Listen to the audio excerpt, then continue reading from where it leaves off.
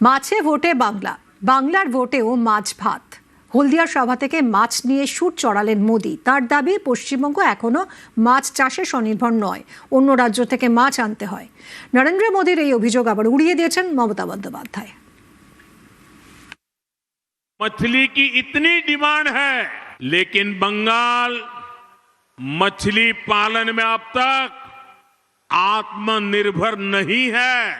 आज भी बंगाल अपनी जरूरत के लिए मछली दूसरे राज्यों से मंगानी पड़ती है। अपने 15 साल के शासन में भी टीएमसी आपको मछली तक नहीं दे पाई है, वो भी बाहर से लानी पड़ रही है। और ये টিএমসি की दुर्नीति का उदाहरण है। বাংলা এসে মাছ উৎপাদন দেখাচ্ছেন আমাদের, শেখাচ্ছেন আমাদের। আগে মাছ আমাদের সব নিয়ে আসতে তো হায়দ্রাবাদ থেকে, এখন আমরা 80% মাছ উৎপাদন করি বাংলায়। মনে রাখবেন আমাদের মৎস্যজীবীরা, আমোদি প্রমোদি বাবুরা, একটু জেনে রাখুন, আপনাকে বাংলার মাছ নিয়ে ভাবতে হবে না। আপনি অন্য রাজ্যে বাংলার মাছ খাওয়া কেন বন্ধ করেছেন, তার উত্তর আগে দিন।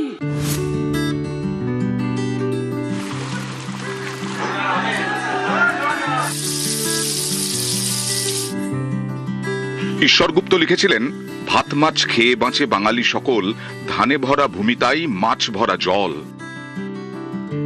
মাছে ভাতে বাঙালি, মাছে ভোটে বাংলা। বাংলার ভোটে এবার ইস্যু মাছ। তৃণমূল বারবারই দাবি করে রাজ্যে বিজেপি ক্ষমতায় এলে মাছ খাওয়া বন্ধ করে দেবে, যেমন করেছে বিভিন্ন বিজেপি শাসিত রাজ্যে, যা মানতে নারাজ পদ্ম শিবির। বৃহস্পতিবার উপকূলবর্তী জেলা পূর্ব মেদিনীপুরে এসে সেই মাছকেই তৃণমূলের বিরুদ্ধে হাতিয়ার করলেন নরেন্দ্র মোদী। হলদিয়ার সভা থেকে মোদীর মুখে মাছের কথা।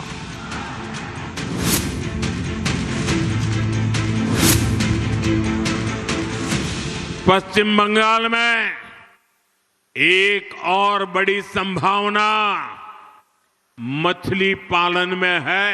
मछली की इतनी डिमांड है, लेकिन बंगाल मछली पालन में अब तक आत्मनिर्भर नहीं है।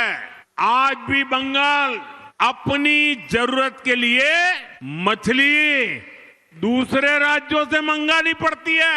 अपने 15 साल के शासन में भी टीएमसी आपको मछली तक नहीं दे पाई है, वो भी बाहर से लानी पड़ रही है।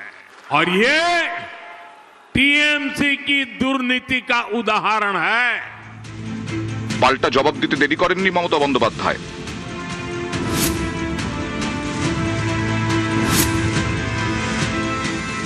যারা বলছেন সোনার বাংলা গড়ব, আজকে তারা নাকি হলদিয়াতে গিয়ে বলেছেন বাংলায় নাকি মাছ উৎপাদন হয় না। বাংলায় এসে মাছ উৎপাদন দেখাচ্ছেন আমাদের, শেখাচ্ছেন আমাদের। আগে মাছ আমাদের সব নিয়ে আসতে তো হায়দ্রাবাদ থেকে, এখন আমরা 80% মাছ উৎপাদন করি বাংলায়। মনে রাখবেন আমাদের মৎস্যজীবীরা, আমোদি প্রমোদি বাবুরা, একটু জেনে রাখুন, আপনাকে বাংলার মাছ নিয়ে ভাবতে হবে না। আপনি অন্য রাজ্যে বাংলার মাছ খাওয়া কেন বন্ধ করেছেন, তার উত্তর আগে দিন। মাংস খাওয়া কেন বন্ধ করেছেন, তার উত্তর আগে দিন। ঝুটা কেউ বলতে হ্যাঁ।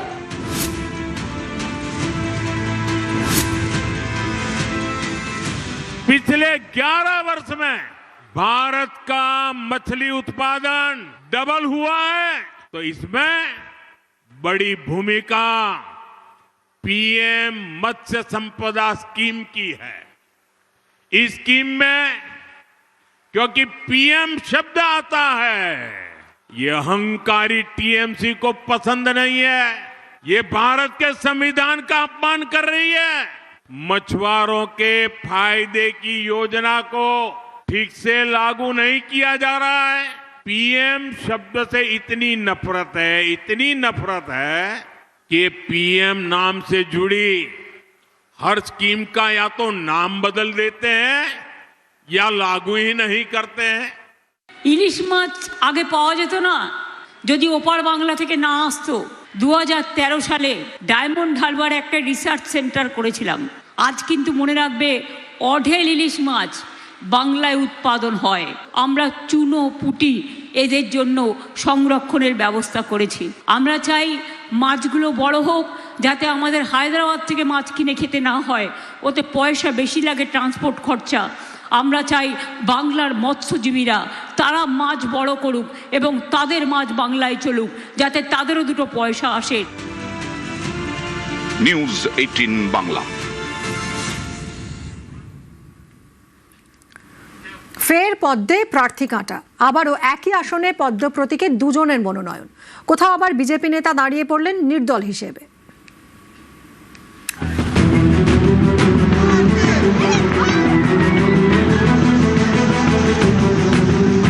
বিজেপির দাবি 26-এ তারাই বাংলা দখল করবে, সেই মতো কোমর বেঁধে নামছে গেরুয়া শিবির।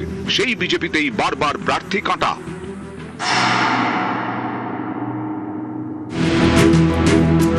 নদিয়ার কৃষ্ণনগর উত্তর বিধানসভা আসন 21-এ এই কেন্দ্রে বিজেপির টিকিটে যেতেন মুকুল রায়। জয়ের ব্যবধান ছিল 35,000। 24-এর লোকসভায় কৃষ্ণনগর উত্তরে বিজেপির লিড বেড়ে হয় 53,000। এরকম একটি আসনে এবার পদ্মে প্রার্থী কাটা। কৃষ্ণনগর উত্তরের বিজেপি প্রার্থী হিসেবে অনেকের নাম নিয়ে গুঞ্জন শোনা যাচ্ছিল। 4 এপ্রিল পঞ্চম তালিকায় কৃষ্ণনগরের উত্তরের প্রার্থী ঘোষণা করে বিজেপি। টিকিট দেওয়া হয় তারকনাথ চট্টোপাধ্যায়কে। বিজেপি কর্মী সমর্থকদের অনেকেই এটা মেনে নিতে পারেননি, শুরু করে দেন বিক্ষোভ।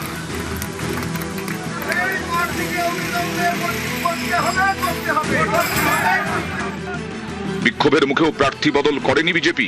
সোমবার পদ্মের প্রতীকে মনোনয়ন জমা দেন তারকনাথ চট্টোপাধ্যায়।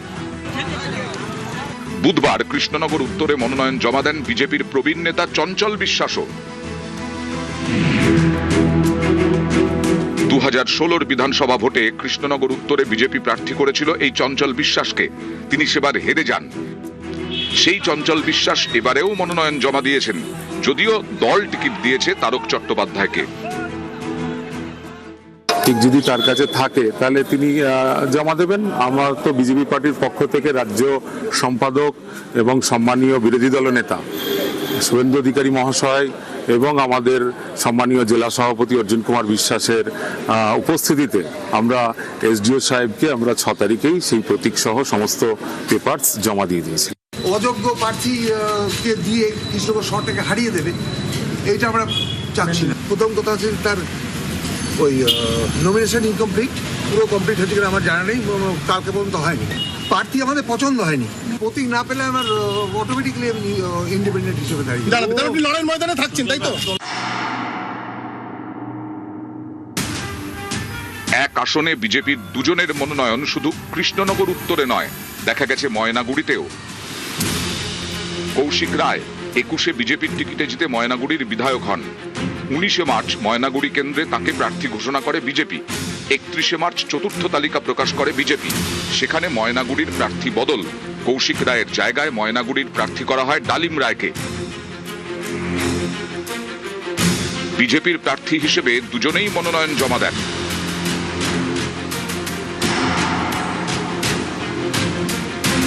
উত্তর 24 পরগনার গাইঘাটাতেও পদ্মে প্রার্থী কাটা। বিজেপি এখানে টিকিট দিয়েছে 21-এ জেতা সুব্রত ঠাকুরকে। এ নিয়ে বিজেপিরই অনেকের মধ্যে ক্ষোভ। ঠাকুরবাড়ির সদস্যের বিরুদ্ধে একগুচ্ছ অভিযোগ তুলে নির্দল প্রার্থী হিসেবে মনোনয়ন জমা দিয়েছেন তনিমা সেন। তিনি বিজেপির বনগাঁ সাংগঠনিক জেলার মহিলা মোর্চার প্রাক্তন সভানেত্রী। গত 14 বছর ধরে পার্টির পিছনে দিয়েছি। গাইঘাটা বিধানসভায় দীর্ঘদিন ধরে যে সকল বিজেপি কর্মীরা বঞ্চিত হয়ে আছে তাদের স্বার্থে আমি আজকে এই নির্দল প্রার্থী হিসেবে এখানে দাঁড়াই। গত 5 বছরে সুব্রত ঠাকুর মানুষের জন্য কিচ্ছু করেননি। কলকাতা বন্দরে এবার বিজেপির প্রার্থী রাকেশ সিং জেল থেকে ছাড়া পেয়ে বিজেপির প্রার্থী, কিন্তু সেটা ঘোষণা হলো কবে? একেবারে মনোনয়নের আগের দিন। কলকাতা বন্দরে ভোট দ্বিতীয় দফায় 29 এপ্রিল। দ্বিতীয় দফার ভোটের জন্য মনোনয়ন জমা দেওয়ার শেষ দিন বৃহস্পতিবার 9 এপ্রিল। ঠিক তার আগের দিন অর্থাৎ 8 এপ্রিল রাকেশ সিংকে প্রার্থী ঘোষণা করে বিজেপি।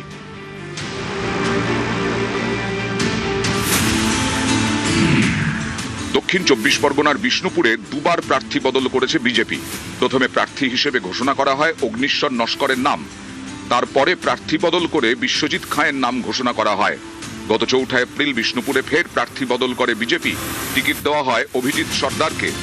19 মার্চ বেহালা পূর্বে সুনীল মহারাজকে প্রার্থী করে বিজেপি। 4 এপ্রিল এখানেও প্রার্থী বদল। বেহালা পূর্বে টিকিট দেওয়া হয়েছে শঙ্কর শিকদারকে। বসিরহাট উত্তরেও প্রার্থী বদল করেছে বিজেপি। প্রথমে নারায়ণ চন্দ্র মণ্ডলকে টিকিট দেওয়া হয়, পরে বসিরহাট উত্তরে প্রার্থী করা হয় কৌশিক সিদ্ধার্থকে। নিউজ 18 বাংলা। টাকা দিয়ে ভোট কেনার চেষ্টা, বিজেপির বিরুদ্ধে অভিযোগ মমতা বন্দ্যোপাধ্যায়ের। বাইরে থেকে দুষ্কৃতী অস্ত্র আমদানির অভিযোগ। গণতন্ত্রই বড় অস্ত্র বলে মন্তব্য মমতার। একটা সতর্ক করে যাই মা ভাই বোনেরা, আপনাদের এখানে অনেক টাকা ডিস্ট্রিবিউশন হচ্ছে, আমি শুনছি। টাকা দিয়ে ভোট কেনার চেষ্টা করছে, গরিব লোকেদের হাতে মিছিল করার জন্য 500 টাকা করে দিচ্ছে। বাইরে থেকে আর্মস নিয়ে আসছে, বাইরে থেকে গুন্ডা আমদানি করছে, বিহার থেকে, ইউপি থেকে। আমার এখানে বিহার ইউপিবাসী যারা থাকে তাদের আমি সম্মান করি। उसको लिए मेरे को कुछ कहना नहीं है, जो बंगाल में रहता है बंगाल का वोटर है।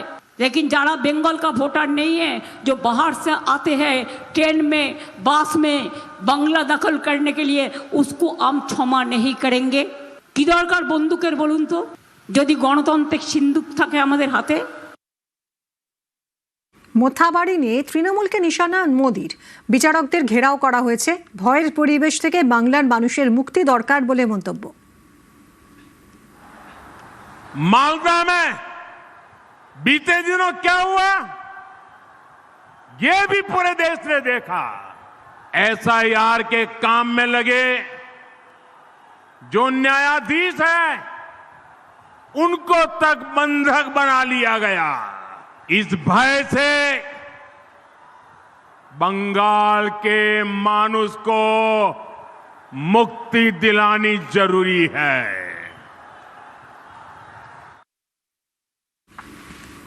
চৌঠা মের পর বাংলায় ডাবল ইঞ্জিন সরকার, হুঙ্কার নরেন্দ্র মোদীর। बंगाल में टीएमसी के पापों का गड़ा अब भर चुका है।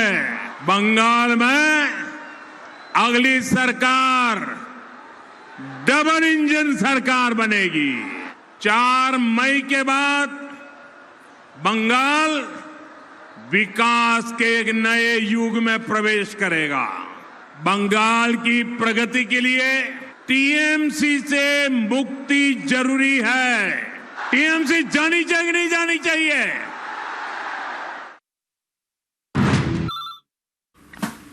কৃষ্ণনগরে নদী চুরি। অঞ্জনা নদীর বুকে তৈরি হয়েছে রাস্তা, পাড়ে কংক্রিটের জঙ্গল, আর এতে নদী এখন যেন নালা। ভোটের বাজারেও তাই নদী সংস্কারের প্রতিশ্রুতি।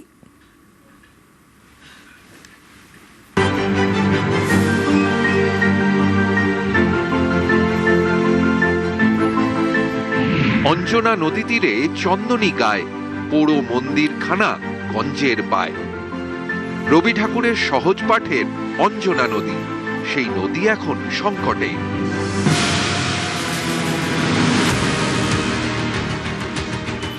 এই দেখুন, কৃষ্ণনগর শহরের বুকে অঞ্জনা নদী, নামে নদী, এখন প্রায় নালা, আগাছায় ভরা।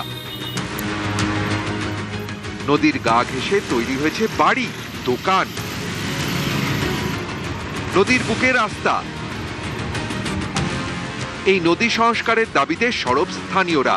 কয়েকদিন পরেই ভোট, তাই নদী সংস্কারের আশ্বাসও দিয়েছেন প্রার্থীরা।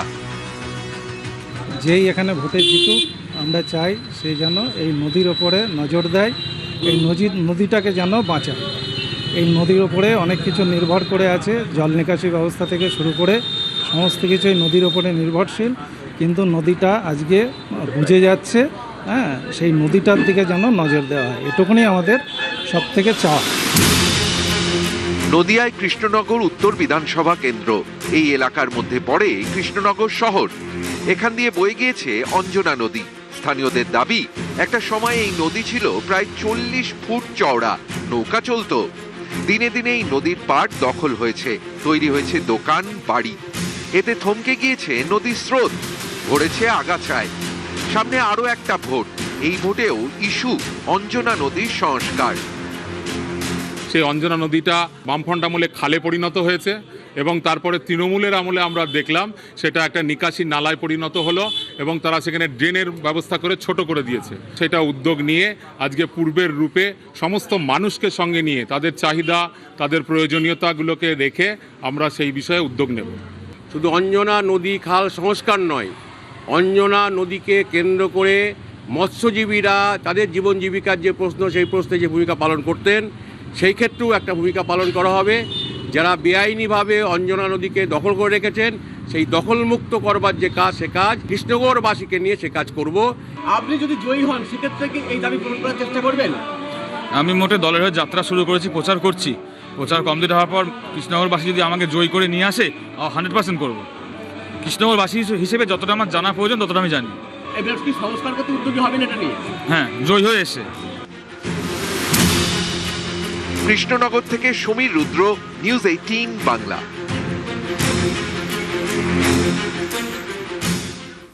বুধবার থেকে দফায় দফায় বৃষ্টি, দমকা হাওয়া, খেজুরিতে বাজ পড়ে প্রাণ গেল তরুণীর। একাধিক জেলায় চাষের জমিতে জল, চিন্তায় কৃষকরা।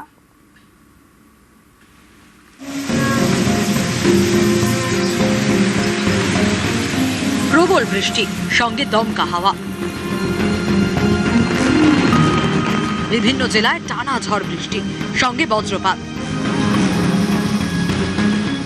খেজুরির সাতকুমারী চতুর্ভুজচক গ্রামের বর্ণিতা মাঝি তানি পরিবারের দাবি, বৃহস্পতিবার ভোরে বাড়ি থেকে বেরোচ্ছিলেন, সে সময় বাজ পড়ে। তড়িঘড়ি নন্দীগ্রাম সুপার স্পেশালিটি হাসপাতালে নিয়ে গেলেও বাঁচানো যায়নি। চৈত্রের বৃষ্টিতে চাষেও ক্ষতি, কোথাও চাষের জমিতে জল, কোথাও ভেঙে পড়েছে গাছ। নদিয়ার তেহট্টে কালবৈশাখীর জেরে বিঘের পর বিঘে জমিতে ফসল নষ্টের আশঙ্কা। পেঁপের জমির খুবই খারাপ অবস্থা। কাল পরশু পেঁপেটা ভাঙতাম, সমস্ত ভেঙে গেছে পেঁপেগুলো। পেঁপের দামও ভালো, 15-20 টাকা করে দাম, প্রায় 10 কুইন্টাল পেঁপে হতো। এইগুলো যদি সরকার একটু দেখতো, আমাদের এই তো এত গাছ ভাঙা মানে আমাদের মাজা ভেঙে যাওয়া। সব শেষ হয়ে গেছে, ক্ষতি প্রচন্ড হারে হয়েছে। এই ক্ষতি আর বললি মানুষকে বোঝানো যায় না মানুষকে। বুধবার ভোর থেকে দফায় দফায় বৃষ্টি, ঝোড়ো হাওয়া। জলপাইগুড়ির ধূপগুড়িতে আলু চাষে ক্ষতির আশঙ্কা। পশ্চিম মেদিনীপুরের ডেবরা, সবং, পিংলা, এখানে ঝড় বৃষ্টিতে ধান চাষে ক্ষতির আশঙ্কা কৃষকদের। তবে এবার বৃষ্টি কমবে, ফের বাড়বে গরম। আলিপুর আবহাওয়া দপ্তরের পূর্বাভাস, বাংলায় 10ই এপ্রিল থেকে হাওয়া বদল। শুক্রবার থেকে কমবে বৃষ্টি, বাড়বে গরম। 3 থেকে 4 দিনে কলকাতায় তাপমাত্রা 35 ডিগ্রি। আপাতত কালবৈশাখীর সম্ভাবনা নেই। আজকে থেকে ওয়েদার ইমপ্রুভ হওয়ার সম্ভাবনা রয়েছে। বজ্রবিদ্যুৎ সহ বৃষ্টিপাত এবং দমকা হাওয়া চলছিল, অনেক জায়গাতেই সম্ভাবনা সেটা নেই। দক্ষিণবঙ্গের প্রায় সমস্ত জেলাতেই শুষ্ক আবহাওয়া থাকবে। স্থানীয়ভাবে 1-2 জায়গায় হালকা থেকে মাঝারি বৃষ্টিপাত বজ্রবিদ্যুৎ সহ হতে পারে। পূর্ব মেদিনীপুর, পশ্চিম মেদিনীপুর, দক্ষিণ 24 পরগনা 10 তারিখ থেকে 15 তারিখ বা 16 তারিখ পর্যন্ত দক্ষিণবঙ্গের বেশিরভাগ জেলাতেই শুষ্ক আবহাওয়া থাকবে। উত্তরবঙ্গেও বজ্রবিদ্যুৎ সহ বৃষ্টিপাত কমে যাবে। কাল থেকে কলকাতাতেও তাপমাত্রা বাড়বে। কলকাতাতেও তাপমাত্রা 35 ডিগ্রির কাছাকাছি আগামী 3-4 দিনের মধ্যে পৌঁছে যাওয়ার সম্ভাবনা রয়েছে। নিউজ 18 বাংলা।